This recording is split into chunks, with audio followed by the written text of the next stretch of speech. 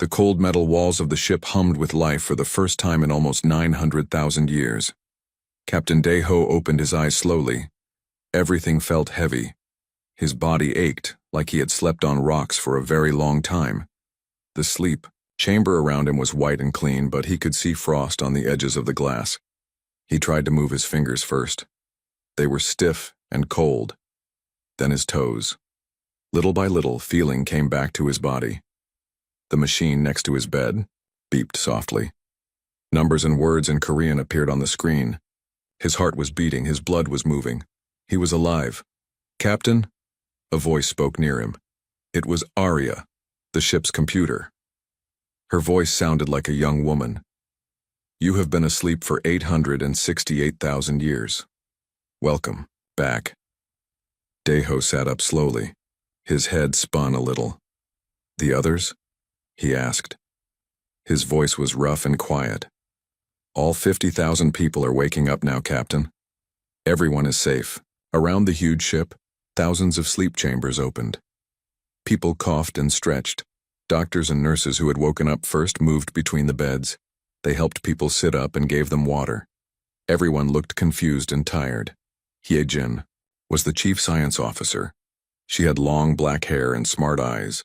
She woke up in the science section of the ship. The first thing she did was check her computers. Data flowed across her screens. Numbers and charts and star maps. Her eyes grew wide as she read. "This is impossible," she whispered. Woo-seok woke up in the history section. He was older than most. People on the ship with gray hair and kind eyes. He had been the one who recorded everything about Earth before they left. Now he stared at his screens too. The galaxy had changed completely. In another part of the ship, Sun-woo opened his eyes. He was the military commander. His body was strong even after the long sleep. Years of training had made his muscles remember what to do. He checked his weapons first, then his computers. What he saw made him frown. Mi-young woke up near the weapons room. She was small but very smart about fighting. Her job was to plan battles and protect the ship. She looked at the data Arya gave her. Her mouth fell open. "Captain," Arya's voice came through speakers all over the ship. "Please come to the main bridge. You need to see this." Deho walked through the long halls of their ship. The Eternal Dawn was huge. It was like a small city flying through space. 50,000 people had lived here before the long sleep. Now they were the only humans left in the whole galaxy. The bridge was a big room with many screens and computers. Deho sat in his captain's chair. It felt good to be back. Around him, his officers took their places. Hyejin sat at the science station. Sun-woo stood behind the military controls. Mi-young checked the weapons. "Show us, Arya," Deho said. The big screen in front of them lit up. It showed a map of the galaxy. But it was not the galaxy they remembered. Everything was different. "While you slept, the galaxy changed," Arya explained. 40,000 worlds now have life on them. They are all ruled by something called the Galactic Federation. The screen showed pictures of strange beings. Some looked like big lizards walking on two legs. Others looked like insects, but were as tall as people. Some were made of what looked like living crystal. There were fish-like creatures with arms and legs. Many different kinds of aliens. They built their cities on top of old human worlds. Arya continued. "Earth is now called Origin World. It is their capital. They think humans died out long ago." Woo-seok leaned forward in his chair. "They live on Earth?" "Yes. They built a big city where Seoul used to be. They call the old human buildings ancient ruins. They study them but do not understand what they really are." Hyejin looked at her computers. "Arya, show us their technology." Pictures of Federation ships and weapons appeared on screen. They looked advanced and powerful, but Hyejin frowned as she studied them. "Something is wrong," she said. "These designs, they look familiar." "What do you mean?" Deho asked. Hyejin typed quickly on her computer. Old human designs appeared, next to the Federation technology. Everyone on the bridge stopped talking. The Federation ships looked almost exactly like human ships. The weapons were the same, Even the computers were similar, but everything looked simpler, like a child had tried to copy an adult's work. They built their whole civilization using our old technology, Jin said quietly. But they only had pieces of it. They had to guess how to make the rest. Sunwoo stood up straight. You mean they are using our weapons? Not just using them, Myung said. She was looking at her own screens now. They copied them, but they did not do it right. These systems have big holes in them. Weaknesses. On the screen, Arya showed them a Federation battleship. It was huge and looked scary.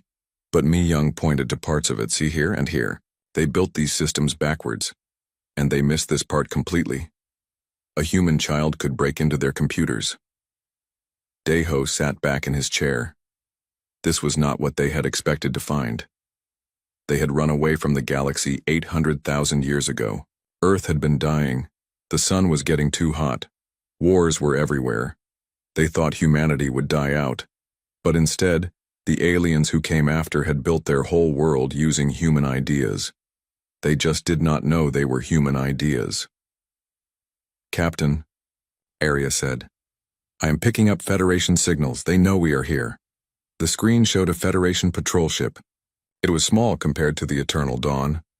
On the ship's radio, voices spoke in a language that sounded like clicks and growls. What are they saying? Daeho asked. Arya translated. They are calling us an unknown vessel using ancient technology. They want to know who we are. Sunwoo almost laughed. Ancient technology? We are the ancients. The Federation ship came closer. Daeho could see it clearly now. Its hull was painted with bright colors. Strange symbols covered its sides. It looked proud and strong, but he could also see that it was built wrong. The engine was in the wrong place. The shields were too weak. They do not know who we are, Daeho said slowly. To them, we are just another ship. What should we do, Captain? Sunwoo asked. Daeho looked around the bridge. His officers were all waiting for orders. 50,000 people on the ship were waiting too. They had slept for almost 1 million years. Now they were awake in a galaxy that had forgotten them, but this galaxy was built on their ideas. These aliens used human technology every day. They lived on human worlds. They probably even ate food that human machines had grown. First we learn more, Daeho said. Arya, can you hack into their computers? Already done, Captain. Their security is very simple. I can read all their files. Do it. I want to know everything about this Galactic Federation. How many ships do they have? How many worlds? Who are their leaders? As Arya worked, data filled the screens. The Federation was huge, 40,000 worlds, millions of ships, billions of aliens, all of them living in a civilization built from human ideas. But they had no idea what they had really built. They thought they were advanced. They thought they were the smartest beings in the galaxy. They had no idea that 50,000 humans had just woken up, and these humans still remembered how to use the technology properly. On the planet Nexus Prime, which used to be called Earth, the morning sun shone on a great city. The city was built where Seoul once stood, but now it looked completely different. Tall crystal towers reached up to the sky. Flying cars moved between them like silver fish. Strange beings walked on the streets below. Chancellor Morden stood on the highest tower. He was the leader of the Galactic Federation. His body looked like a giant ant walking on 2 legs. His eyes were black and big. His skin was hard like armor. He was reading reports on a tablet made of living crystal. Another smuggler ship, you say? He asked. His voice sounded like clicking sounds. Admiral Veltar stood next to him. Veltar looked like a big lizard with green scales. He wore a blue uniform with many medals. Yes, Chancellor. Our patrol ship's founded in the Outer Rim. It uses old ancient technology. Very strange design. Morden made a sound like an angry insect. These criminals keep finding ancient artifacts. They think old technology makes them special. Send more ships. Capture them. Far below in the city, Dr. Kith walked through what the Federation called the Ancient District. She was made of living crystal that sparkled in the sunlight. Her body was clear like glass, but she could move and think like any person. She was the Federation's best expert on ancient ruins. She stopped in front of a small building. The Federation had put a force field around it to keep it safe. Inside, old human furniture sat covered in dust. A human family had lived here once, 800,000 years ago. They had no idea their old home was now a museum.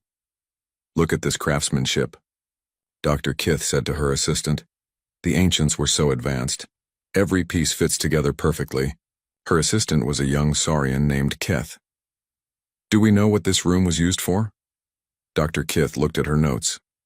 "Our best guess is that it was a food preparation area. See these metal boxes? They probably kept food cold. And this flat surface heated food somehow."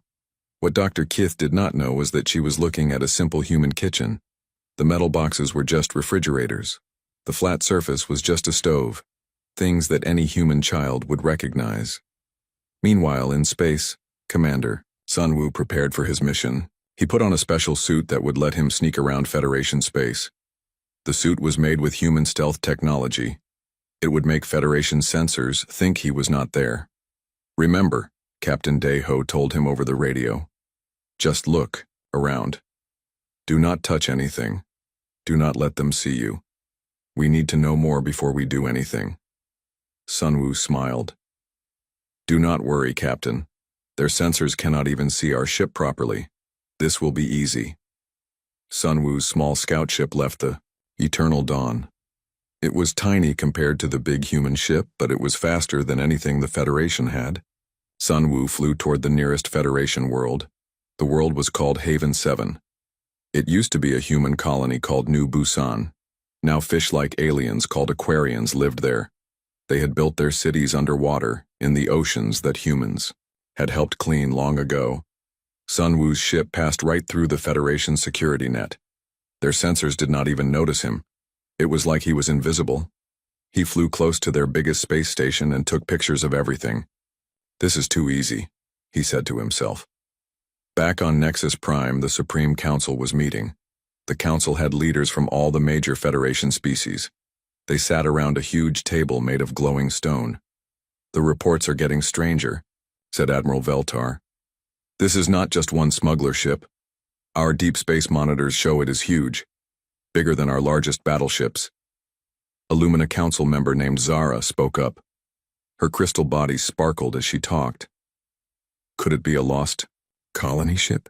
Maybe some people survived in the far reaches of space?" "Impossible," said Mordun. "The ancients died out 800,000 years ago. We have checked their old worlds. No life signs anywhere." But Mordun was wrong. The ancients had not died out. They had just gone to sleep, and now they were awake. Dr. Kith was still studying the old human house when her communicator beeped. "Dr. Kith, please come to the council chambers. They want to ask you about ancient technology." She walked quickly through the crystal city. Everything was clean and bright, but she did not notice that some of the old human streetlights were still working. The Federation thought they were decorations. They did not know the lights were still connected to the old power grid. In the council chambers, Dr. Kith stood before the great table. The leaders of 40,000 worlds looked at her. "Dr. Kith," Chancellor Morden said, "we need to know about ancient weapons. If someone found an old battleship, how dangerous would it be?" Dr. Kith thought carefully. "Very dangerous, Chancellor. The ancients built things to last forever. Their weapons were far ahead of anything we have now, but they would need power sources and the right codes to activate them." What Dr. Kith did not know was that the humans had both. The Eternal Dawn had power systems that could run for millions of years, and they had all the activation codes because they had written them. While the council talked, Sun Wu was exploring a Federation military base. He walked right through their security systems. Their cameras could not see him. Their motion detectors did not work on his suit. He took pictures of their best weapons and ships. What he saw made him shake his head. Every Federation weapon was based on human designs, but they were all built wrong. It was like someone had tried to copy a master's painting while looking at it in a broken mirror. Their energy shields had gaps that any human engineer would have fixed. Their weapons overheated because they missed important cooling systems. Their computers were slow because they did not understand how human programming really worked. "Captain," Sunwoo said into his radio, "you need to see this. I am sending you the data now." Back on the Eternal Dawn, the bridge crew looked at Sunwoo's pictures. He-Jin studied the Federation weapons carefully. "Look at this," she said, pointing at the screen. "They have our plasma cannon design, but they built the focusing crystal wrong. This weapon probably blows up half the time." Mi-young looked at the Federation ship designs. "And these shields. They have huge holes in the frequency spectrum. I could break through them with a child's laser pointer." Captain Daeho sat quietly in his chair. He was starting to understand something important. The Federation was not just using human technology. They were using bad copies of human technology. They thought they were advanced, but they were actually far behind where humans had been almost 1,000,000 years ago. "Area," he said. "Show me the Federation's best battleship." A picture appeared on the screen. It was huge and covered with weapons. It looked very scary. But He-Jin and Mi-young started pointing out problems immediately. "The engines are in the wrong place," He-Jin said. "The weapon mounts are too weak," Mi-young added. "The bridge has no protection," Sunwoo's voice came over the radio. Daeho nodded slowly. "How many ships like this do they have?" 10,000 battleships, Captain, plus millions of smaller vessels. "And they all have these same problems?" "Yes, Captain, every single one." Daeho looked around the bridge. His officers were all thinking the same thing. The mighty Galactic Federation, with their 40,000 worlds and billions of people, was built on broken technology. They had power, but they did not know how to use it properly. "Captain," Arya said, "I am detecting something else. The Federation ships have automatic systems that we recognize." "What do you mean?" "They have human-designed safety systems, override codes, emergency shutdown commands. They are still using our old programming languages." Mi-young sat up straight. "Are you saying we could control their ships?" "Not just their ships," Arya replied. "Their power grids, their communication systems, their defense networks. They built everything using human base code. They never changed. The fundamental programming." The bridge became very quiet. Everyone was thinking about what this meant. The Galactic Federation ruled 40,000 worlds. They had the biggest military in the galaxy.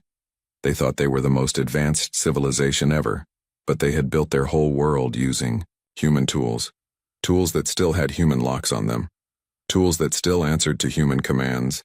And 50,000 humans had just woken up with all the master keys. Hana was the ship's expert on alien life. She had short hair and bright eyes that missed nothing. While the politicians argued, she was making the most important discovery in galactic history. She sat in her laboratory on the Eternal Dawn, looking at genetic samples from dozens of Federation species. Her screens showed DNA patterns, protein structures, and biological data that made her hands shake with excitement. "Arya," she said to the ship's computer, "run the analysis one more time. I need to be absolutely sure." "Analysis complete, Doctor," Hana.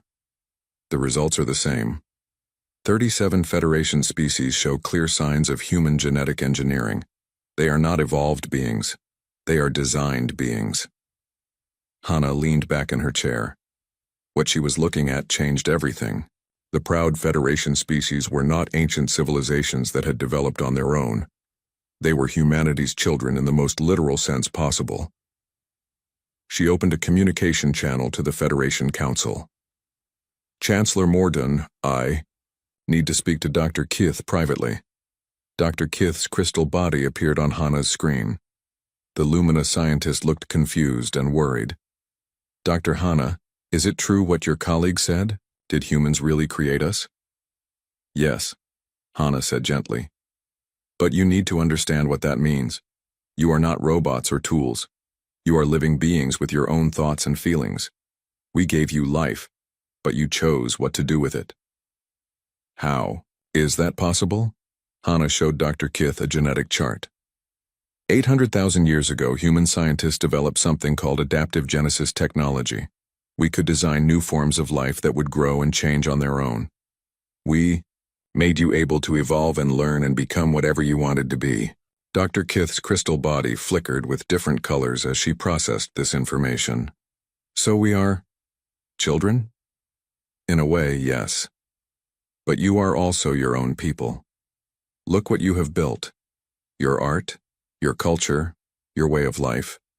We could never have imagined the beautiful civilization you created. On Nexus Prime, strange things were beginning to happen. The Lumina people were gathering in large groups, their crystal bodies flashing with new patterns of light. Some of them were remembering things they had never experienced. A young Lumina named Sarah stood in the ancient district, looking at the old human buildings with new understanding. I remember this place, she said to her friend Koto. That is impossible, Koto replied. These buildings are 800,000 years old. But Sarah was seeing flashes of memory that were not her own. They were genetic memories, buried deep in her crystal matrix. Images of the humans who had designed her species. Pictures of the laboratories where the first Lumina had been created. The humans were kind, she said slowly. They wanted us to be happy. Similar things were happening across the galaxy. On Aquarian worlds, some of the fish-like people began remembering the ocean laboratories where they had been designed. On Saurian planets, the lizard-like beings started dreaming about the desert worlds they had been created to colonize. But not everyone was happy about these revelations. On the industrial world of Chiton 5, the insect-like Chiton Empire was holding emergency meetings. Chancellor Morden's voice echoed through their underground chambers. Fellow Chitons, he said, his voice clicking with anger.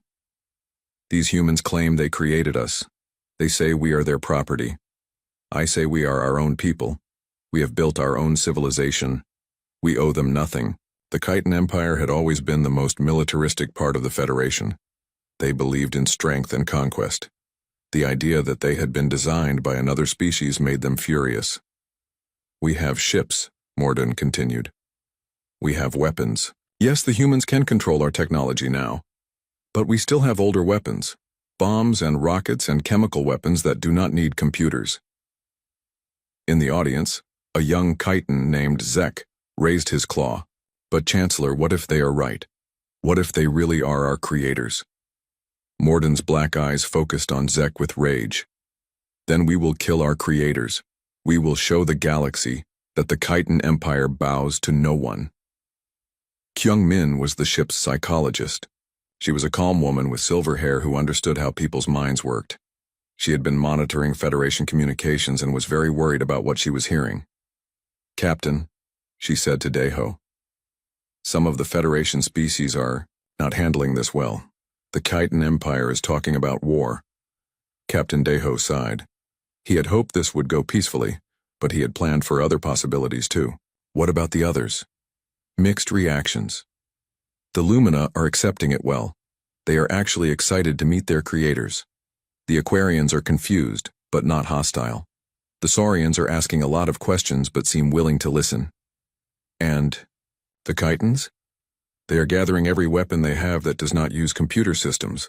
Old-style nuclear bombs, chemical weapons, kinetic projectiles. They plan to attack us. Daeho looked around his bridge. His officers were all listening to this conversation. They looked worried, but not afraid. How long do we have? Maybe 6 hours before they reach us, Captain. They are bringing everything they have. Meanwhile, on the planet that used to be called New Sol, a small human team was doing something that no one expected. Jiwoo was a young engineer with steady hands and a quiet personality. He was walking through the ruins of the old city, carrying a simple device that looked like a tablet computer. The Federation had built their crystal city on top of the human ruins, but they had never destroyed the old systems completely. They were too afraid of damaging the ancient technology they did not understand. Jiwoo knelt down next to what looked like a simple metal plate in the ground, but it was actually a control panel for the city's original power systems. He connected his device to the old human circuits. Beginning city restoration protocol, he said into his communicator. Deep beneath the crystal towers of Nexus Prime, old human machines began to wake up. The Federation had never known they existed. For 800,000 years they had been sleeping, waiting for someone with the right codes to activate them. The ground began to shake slightly. Not enough to damage anything, but enough for everyone to notice. "What is happening?" Dr. Keith asked from the council chamber. Jiwoo's voice came over the city's communication system. "I am turning Seoul back on. Your beautiful crystal city will not be harmed, but the human city underneath is waking up too." All over Nexus Prime, old human buildings began to rise from the ground. They had been buried under centuries of soil and rock, but they were still intact. Streetlights that had been dark for almost a million years began to glow. Parks and gardens that had been sleeping came back to life. The Federation's citizens watched in amazement as a second city appeared beneath their own. The two cities merged together, crystal towers growing alongside, metal buildings, alien architecture blending with human design. It was beautiful. "This is what we wanted," Captain Daeho said to the council. "Not to destroy what you built, but to combine it with what we built, to make something new and better together." But Chancellor Morden was not impressed. His Chiton fleet was almost ready to attack. "Pretty words, human. But we will not be your slaves." "We do not want slaves," Daeho replied. "We want family." On a small Federation patrol ship near the edge of space, Lieutenant Bitna was preparing for the strangest mission of her life. She was young and small, with quick reflexes and a sharp mind. Her job was to test the Federation's old-style weapons. "Captain," she said over the radio, "the Chitons are coming with chemical warheads and nuclear bombs. Weapons that do not need computer systems. Can you handle them?" Daeho asked. Bitna looked at her control panel. She was operating a single human defense drone, a small machine about the size of a car. It looked very simple compared to the hundreds of Chiton warships approaching. "We will find out, Captain." Dr. Kith was still on Nexus Prime, but now she was standing in the middle of the merged city.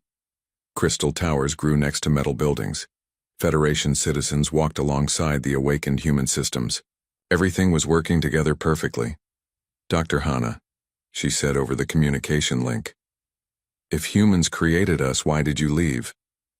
"Because we had to," Hana replied sadly. "Our sun was dying. Earth was becoming uninhabitable. We could take 50,000 people on our ship, but we could not take everyone. So you left us to grow up alone? We left you to become your own people, and look what you became. You built something we never could have imagined. You created art and music and philosophy that is completely your own. You are not just our children. You are our equals." Dr. Kith's crystal body glowed with warm light. Around her, other Lumina were discovering the same thing. They were artificial beings, but they were also real people with their own thoughts and dreams and hopes. But across the galaxy, the Chiton Empire fleet was getting closer. Hundreds of warships filled with primitive weapons that could not be controlled by human override codes. Chancellor Morden stood on the bridge of his flagship, surrounded by bombs and missiles that had been built without any computer systems at all. "Today we prove that the Chiton Empire serves no master," he announced to his fleet. "Attack." The war between the creators and their children was about to begin, but it would be the shortest war in galactic history. So Young was the best engineer on the Eternal Dawn. She had black hair tied back in a simple ponytail and hands that were always dirty from working with machines. She stood in the ship's main engine room, looking at screens full of code that glowed green in the darkness. "Captain," she said into her communicator, "I found them. The old override codes are still active." Captain Daeho's voice came back through the speaker. "Are you sure?" "Yes, Captain. Every Federation system still has our original programming buried deep inside. They built new layers on top, but the foundation is still human. It is like they painted over our house but never changed the locks." So Young's fingers moved quickly over her keyboard. Lines of code scrolled past on her screen. Some of it was in Korean, some in Old Earth languages. The Federation builders had copied the code but never translated it. They probably thought it was just random data. "Beginning system restoration," So Young said. She pressed a single button. Across the galaxy, 40,000 worlds suddenly experienced the same thing at the exact same moment. Lights flickered. Computers paused for just a second. Deep in the core of every Federation system, old human programming woke up after 800,000 years of sleep. On Nexus Prime, Chancellor Mordun was in the middle of giving a speech to the Supreme Council when every screen in the room went black. Then words appeared in glowing green letters. The words were in an ancient script that only the most educated Federation scholars could read. Guanrija Guanhani Bogwan Deosamida, the screen said. Dr. Keith gasped. She was one of the few who could read the ancient human writing. That says administrator privileges restored. What does that mean? Mordun demanded. Before Dr. Kith could answer, every computer in the building started showing new messages. File directories that had been hidden for millennia suddenly became visible. System controls that the Federation had never seen before appeared on every screen. Admiral Veltar was on his flagship when it happened.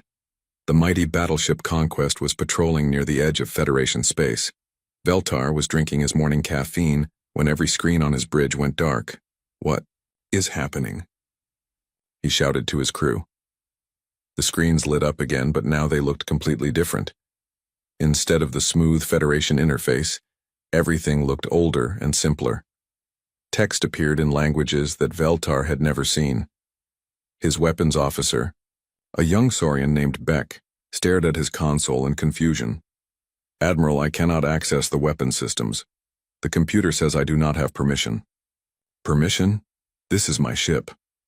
But it was not really his ship anymore. Deep in the Conquest's computer core, human programming had taken back control. The ship still worked, but now it would only follow orders from someone with the right authorization. Codes. And only humans had those codes. On Haven 7, the underwater cities of the Aquarians suddenly went dark. Emergency lights came on, but the main power grid was offline. The Aquarian leader, Governor Splash, swam quickly to the main control center. What is wrong with the power? He asked his engineers. They were all staring at their screens with confusion. The main computer is asking for administrative passwords, one of them said, but we do not know what passwords it wants. Meanwhile, Tejo was leading a small team of humans to the surface of Haven 7. Tejo was tall and quiet, with steady hands and patient eyes. He had been a terraforming engineer before the long sleep. Now he walked through what used to be New Busan. The city was completely underwater now. The Aquarians had flooded it on purpose to make it more comfortable for them. But Tai Ho knew this. Land. He had helped design the original colony. There, he said, pointing to a building that rose above the waterline. The main terraforming station should be in there. His team followed him into the old building.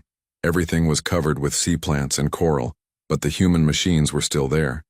They had been running automatically for 800,000 years, maintaining the planet's atmosphere and climate. Tejo walked to a control panel and brushed away the coral.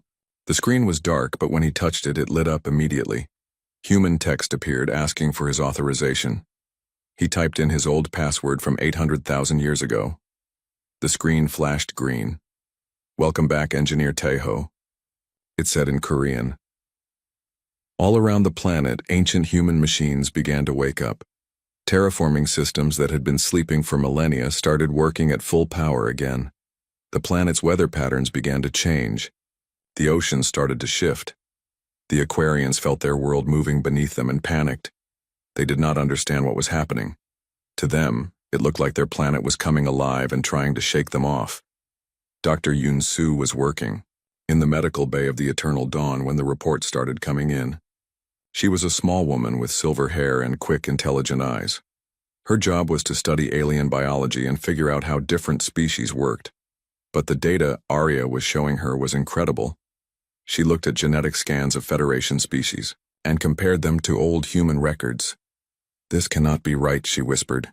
She ran the analysis again. The results were the same. Arya, are you sure about this data? Yes, Dr. Yunsu. I have confirmed it 3 times. The Lumina species has human genetic markers in their base code. So do the Aquarians. And the Saurians. Even the Chiton Empire shows signs of human genetic engineering. Yunsu sat back in her chair.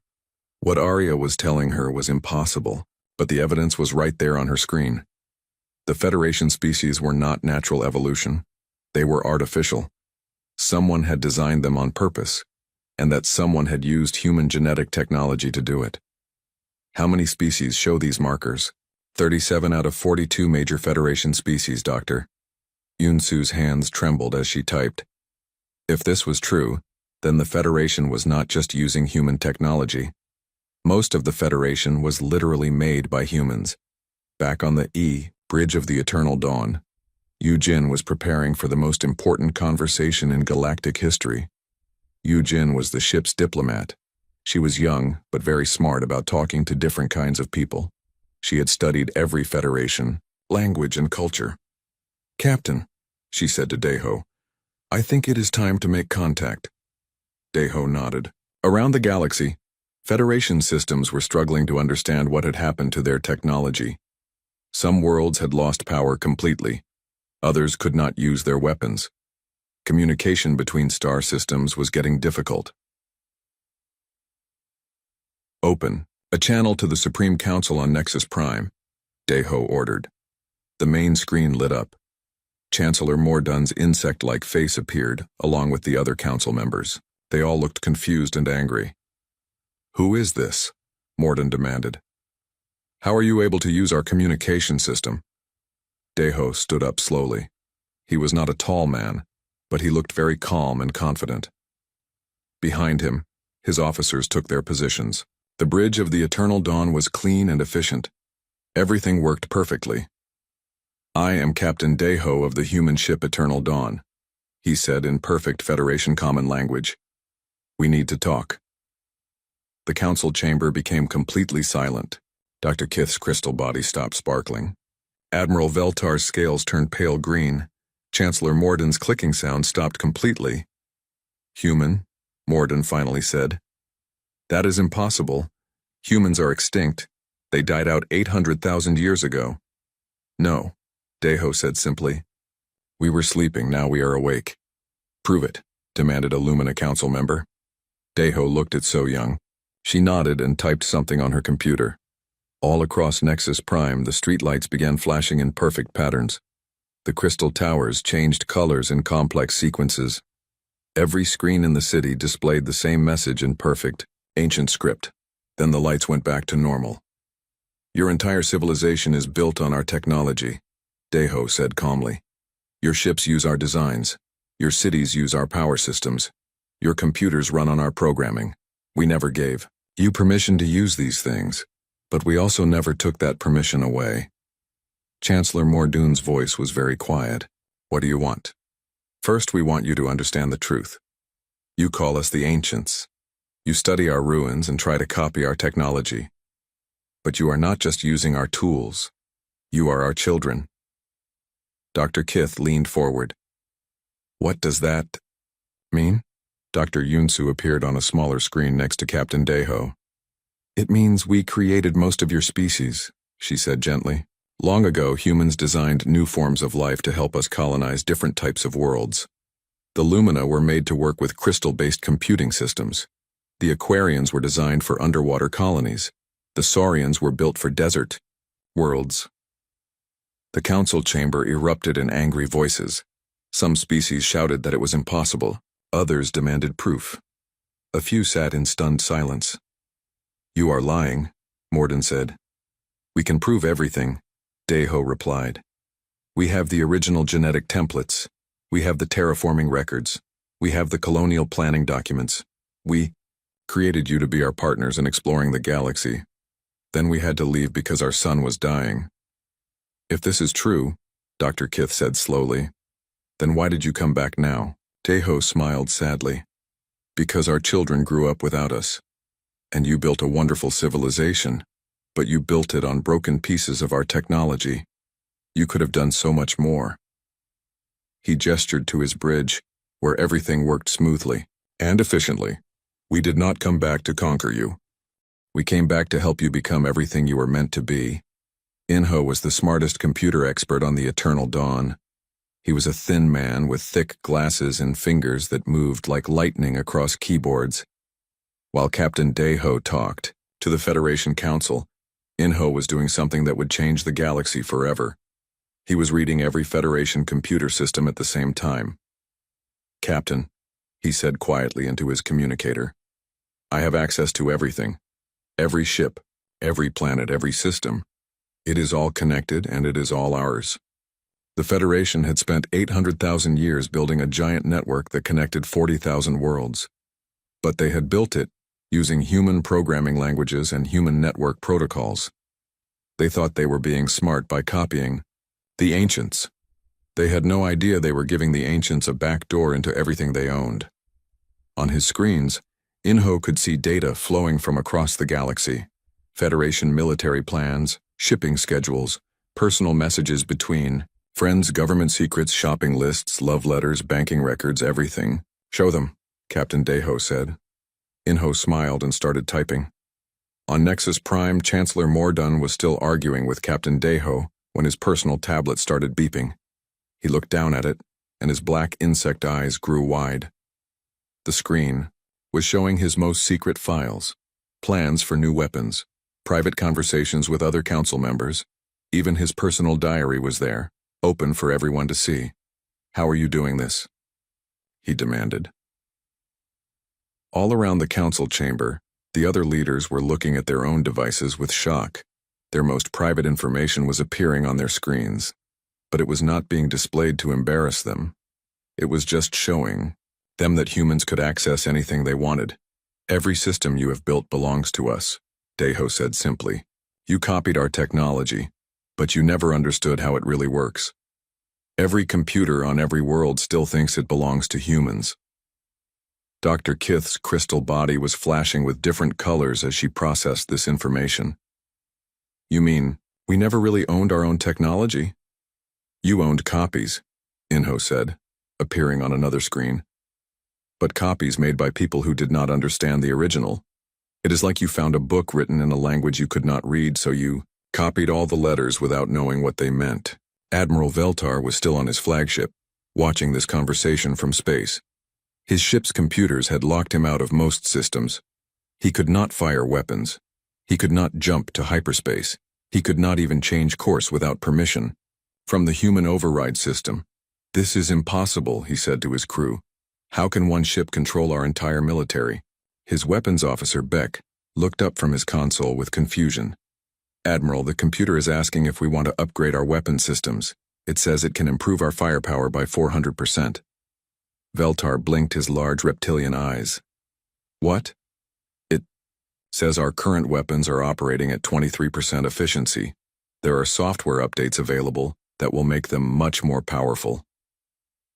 What Beck did not understand was that Federation weapons had always been running at low power. The humans who originally designed them had built-in safety limits to prevent accidents. The Federation had copied the weapons but had never found the controls to remove those limits. Now the original designers were offering to unlock the full power. Similar messages were appearing on Federation ships across the galaxy. Weapons that had seemed powerful were revealed to be barely working at all. Shields that had protected them were shown to have huge gaps. Engines that had seemed fast were actually crawling compared to what they could do. On Haven 7, Teho was still working with the old terraforming machines. But now the Aquarian leaders were swimming up to meet him. Governor Splash approached carefully, his fish-like body moving gracefully through the water. "Human," Governor Splash said in his bubbling voice. "What are you doing to our world?" Teho looked up from the control panel. "I am fixing it. This planet was designed to support many different types of life, not just yours. The machines have been running in emergency mode for 800,000 years. Emergency mode? When we left, the terraforming system thought something bad had happened. It switched to survival mode to keep the planet alive. But survival mode is not as good as normal mode. Your world could be much more beautiful." Teho touched a few controls. Above the water, the sky began to change color. New types of clouds formed, the air became cleaner and fresher. "Why are you helping us?" Governor Splash asked. "Because this is what the planet was meant to be," Teho said. "And because you are our children, even if you do not remember." Meanwhile, Dr. Yunsu was talking directly to Dr. Kith over a private communication channel. The two scientists looked at genetic data together. Look at this DNA sequence, Yunsu said, pointing to her screen. This is the code that makes Lumina bodies able to process crystal energy. We wrote this code. It has my digital signature in it. Dr. Kith's crystal body flickered as she processed this information. You personally designed my species? I worked on the project, yes, along with 30 other human scientists. We wanted to create beings who could live in harmony with crystal-based technology. We thought it would be beautiful. Dr. Kith was quiet for a long time. Then she asked, "Are we real? Or are we just human tools?" Dr. Yunsu's voice became very gentle. You are real. You think and feel and love and dream. That makes you real. We gave you the ability to exist, but you chose what to become. Back in the Supreme Council chamber, Chancellor Morden was getting more and more angry as he realized how much power the humans actually had. Even if what you say is true, he said, his voice clicking with rage, we have built our own civilization. We do not need you anymore. We are 40,000 worlds strong. You are just one ship. Captain Deho looked sad. Chancellor, you do not understand. We did not come back to rule you. We came back to help you. Your civilization is amazing, but it could be so much more. Show them the comparison, Inho said quietly. The main screen split into two parts. On one side, it showed a typical Federation city. It was beautiful with tall buildings and flying cars. People walked happily in the streets. It looked advanced and peaceful. On the other side, it showed the same city but with improvements. The buildings were taller and more graceful. The flying cars moved in perfect patterns with no traffic jams. The air was cleaner. The people looked healthier and happier. Everything worked better. This is what your cities could look like if your technology worked properly, Deho explained. We are not trying to change your culture or control your lives. We just want to help you use the tools you already have. Dong Hyun appeared on another screen. He was the ship's cultural expert, a man with kind eyes and a peaceful voice. We have been studying your societies while you were deciding what to do. You have built something wonderful. Art, music, literature, philosophy. You have created cultures that even we never imagined. But your technology limits what you can achieve, He-jin added, joining the conversation. Your ships could travel faster. Your computers could think more clearly. Your cities could be more beautiful. Your farms could grow more food. All of this is possible with the technology you already have. Dr. Kith asked the question that everyone was thinking. What do you want in return? Captain Deho smiled. Nothing. We want to be teachers, not rulers. We want to help our children become everything they can be. And if we refuse? Chancellor Morden asked. Then we will leave, Deho said simply. We will go back to our ship and fly away. But we will turn off our override systems first.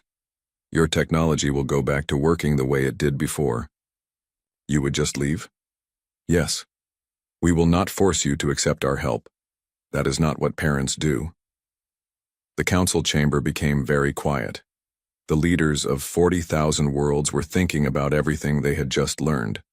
Their entire civilization was built on broken copies of human technology. Most of their species had been designed by humans. The humans could control every system they had ever built. But the humans were offering to help, not control. They wanted to be teachers, not masters. Admiral Veltar's voice came over the communication system from his ship. Captain Deho, my computer is still asking if I want to upgrade my weapons.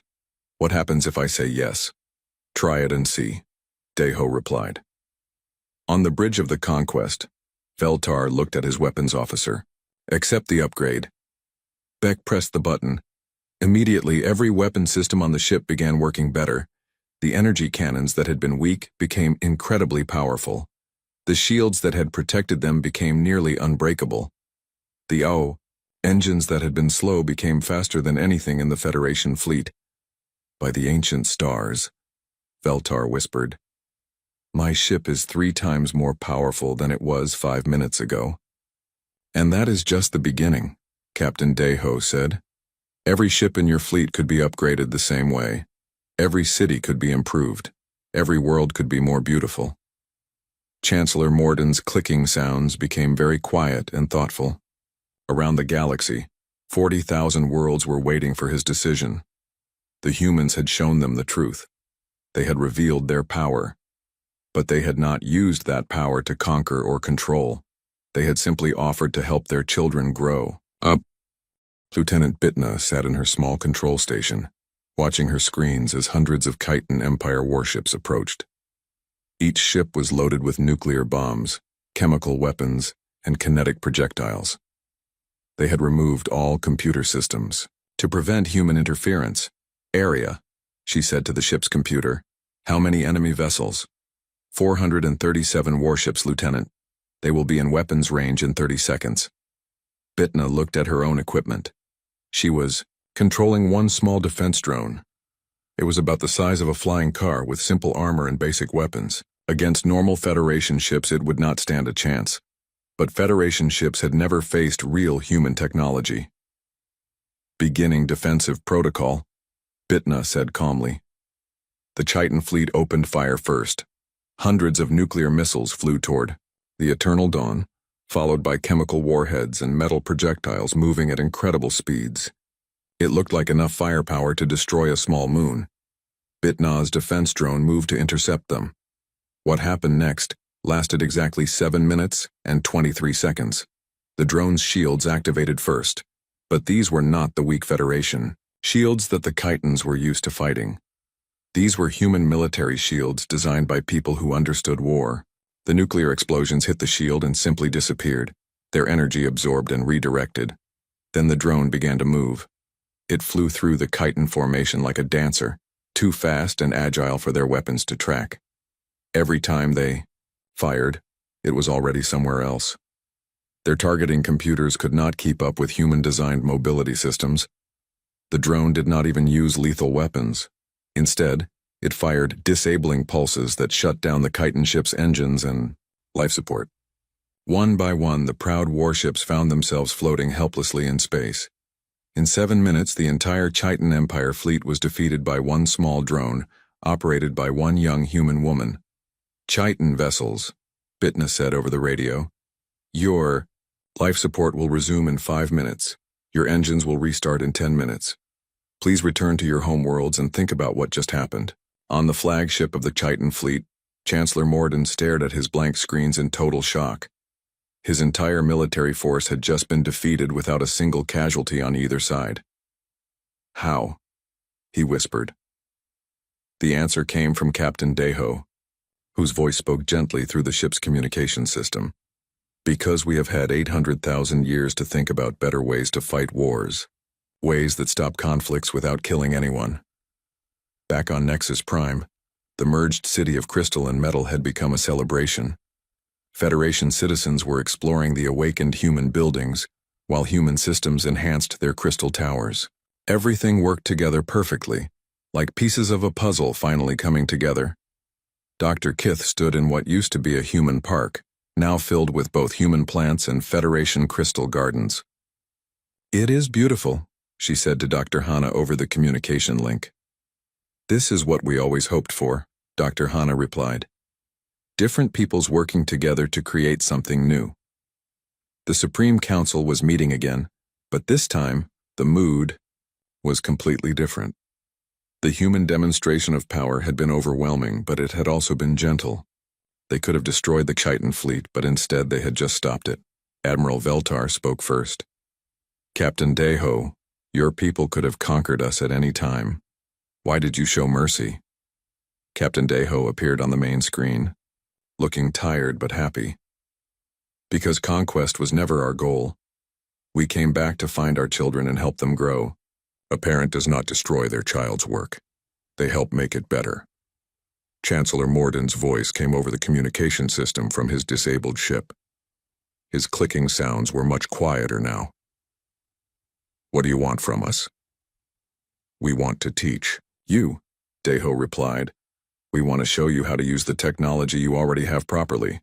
We want to help you become everything you were meant to be. Dr. Kith asked the question that everyone was thinking. What will happen to our independence? Will we still be free to govern ourselves? Sung Jun appeared on another screen. He was the youngest officer on the Eternal Dawn, with bright eyes and an enthusiastic smile. Dr. Kith, we do not want to govern you. We want to learn from you too. You have built cultures and art and ways of thinking that we never imagined. We need you to teach us just as much as you need us to teach you. This was true. While the Federation had struggled with broken technology, they had excelled in other areas. Their art was beautiful, their music was complex and moving, their literature was deep and thoughtful. In some ways, they had grown far beyond their human creators. Hyejin joined the conversation from her science station. We propose creating joint research centers, human engineers working with Federation scientists, combining our technical knowledge with your creativity and wisdom, like the new Terran Academy that we are planning, added Dr. Kith. A place where all species can learn together. The council members looked at each other. This was not conquest. This was partnership. Over the next few hours, the transformation began. On 40,000 worlds, human override systems began unlocking the full potential of Federation technology. Ships that had been slow became incredibly fast. Cities that had struggled with power shortages suddenly had unlimited clean energy. Farms that had produced barely enough food began growing abundant harvests. Medical systems that had been primitive became advanced enough to cure diseases that had plagued the galaxy for millennia. But the humans did not just give away the improvements. They insisted on teaching Federation engineers how to maintain and improve the systems themselves. Taiho was still on Haven 7, working with Aquarian engineers to restore the planet's original terraforming design. "See this control system?" he said to Governor Splash. "Your people can learn to operate it. Within a few months, you will understand the planetary systems better than I do." Similar scenes were playing out across the galaxy. Human experts worked alongside Federation scientists, not as masters and servants, but as teachers and students learning from each other. On Nexus Prime, the merger of the two cities had created something unprecedented. Crystal spires grew around metal frameworks. Human gardens bloomed alongside alien art installations. The architecture combined the best of both civilizations. Jiwoo walked through the new Soul with Dr. Kith, showing her how the old human systems worked. "Your crystal technology is actually better than what we had originally," he admitted. "If we connect it properly to our power systems, we can create something neither of us could build alone." Dr. Kith's crystal body sparkled with excitement. "So we are not just getting back old technology, we are creating new technology together." Exactly. The Khitan Empire was the last to join the new partnership. Chancellor Morden's defeat had been so complete and so gentle that even his own people were impressed. When the humans helped restart his ships and sent medical aid for his crews, many Khitans began to question their leader's hostility. "They could have destroyed us," said Zek, the young Chiton who had questioned the Chancellor earlier. "Instead, they helped us. Maybe they really do want to be our teachers, not our masters." Within days, even the proud Khitan Empire was requesting human technical assistance. Their industrial worlds were transformed as human engineering improved their mining and manufacturing systems. Captain Deho stood on the bridge of the Eternal Dawn, looking out at the galaxy his people had helped create. Ships from 40,000 worlds now flew through space using properly calibrated human Federation hybrid systems. Communication networks that had struggled for centuries now carried data at speeds that seemed impossible. But more importantly, the galaxy was working together. Human experts traveled to Federation worlds as teachers and advisors. Federation artists and philosophers visited human communities to share their wisdom. Children of a dozen different species played together in the merged cities. "Captain," Hyejin said from her diplomatic station, "I am receiving reports from across the galaxy. The integration is proceeding faster than we hoped. Most Federation worlds are requesting permanent human technical advisors." Deho nodded. "And how are our people adapting?" "Very well. They are excited to be teachers instead of refugees. Many of them want to settle permanently on Federation worlds." This had been unexpected but welcome. The 50,000 humans on the Eternal Dawn were no longer homeless wanderers. They were becoming part of the galactic community they had helped create. Sung-jun approached the captain's chair with a tablet in his hands. "Captain, the council has approved our proposal for the new galactic motto. It will be transmitted to all 40,000 worlds in every Federation language." "What did they choose?" Seung-jun smiled and showed him the tablet. The message was written in Korean first, then translated into hundreds of alien languages. "함께 별을 향해." Together, toward the stars. Captain Daeho read the message and felt a warmth in his chest that he had not felt for 800,000 years. They were no longer alone in the galaxy. They were part of a family that stretched across 40,000 worlds. "Send the message," he said. Across the galaxy, the new motto appeared on screens and displays in thousands of different cities. Lumina crystal matrices glowed with the translated text. Aquarian underwater cities projected the words in bioluminescent patterns.